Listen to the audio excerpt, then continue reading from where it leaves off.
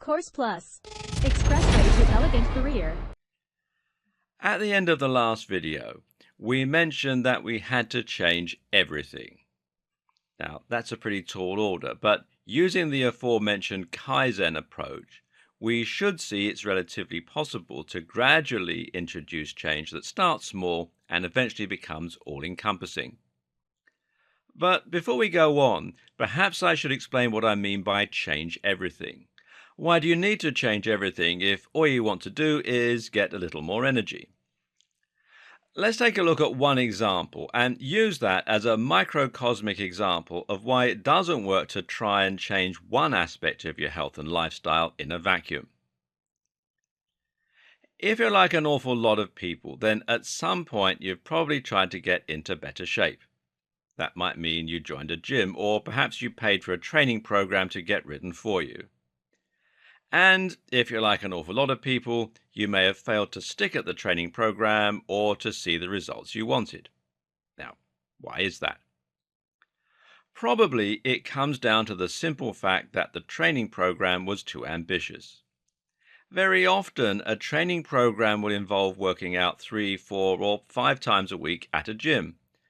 As a standard rule, workouts will be somewhere between 40 to 60 minutes. So that's immediately 4 to 5 hours of extra time that you need to take away from your current working week. Then there's the fact that you need to travel to and from the gym. And this can take anything from 10 minutes each way to 30 minutes. Then there's showering, and then there's the amount of extra washing you create and the fact that you need to pack for the gym. So what you're really doing is taking about 10 hours out of your working week. That's huge. And more to the point, these are 10 exhausting hours. And that's before we've even considered the amount of work we're expected to do in the kitchen. We're supposed to be transforming our diets to be low calorie, meaning low energy, and we're supposed to shop for the food, cook the food, wash up afterwards. You know how it goes. And it's all stressful too. Cooking can be stressful, and so can spending all that extra money on the gym, the food, on the gas. It's just too much. Then there's a good chance that the very reason you're not exercising and getting enough activity right now is because you're too tired half the time. This is why so many of us let ourselves get into bad shape to begin with, and it's why we turn to junk food, and it's why we struggle to stick to new goals. In short, we're already doing as much as we can. So again, the problem here is energy. Energy management is more important than time management by far when it comes to exercise, so you really need to focus on getting more of that. So next, let's look at what's sapping energy in your life. For many of us, diet comes into play here, and eating lots of junk food can certainly prevent us from feeling our very best and healthiest, so that needs to be changed. More important though is work. If you're coming home from work stressed, then you're going to have very little energy for throwing yourself into a workout.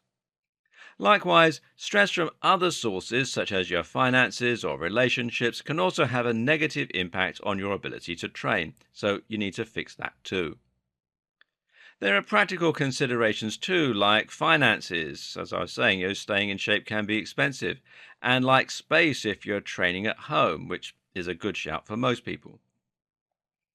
Even if you're not training from home, having a tidy flat stroke house to come home to can make all the difference in terms of your energy and how you feel, and it means you have one less thing to do at the end of the day, tidying up in this case.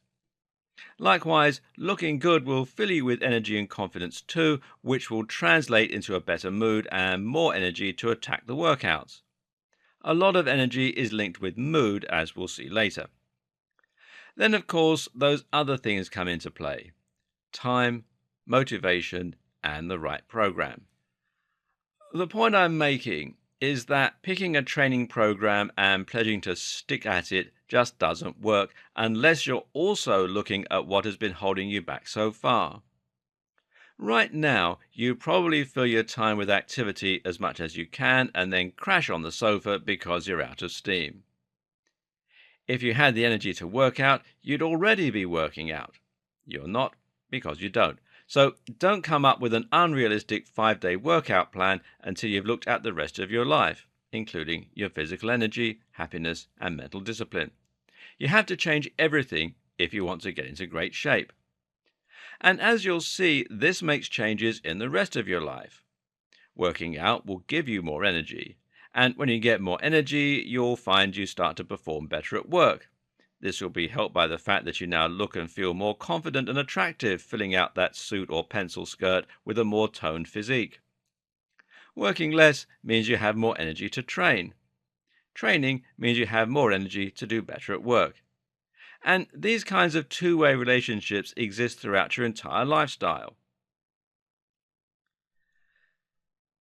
Your lifestyle is self-sustaining, and everything you do is supporting that lifestyle and making it harder for you to change. So, where can you possibly start? As mentioned, one of the key things to think about is energy management and planning. Just knowing that you have a finite amount of energy throughout the day and making decisions on that basis. And this brings us to our first super important tip. If you're going to introduce something big into your life, then you need to remove something else. This sounds like a big deal, and many of us will be resistant to it at first, but it's also true.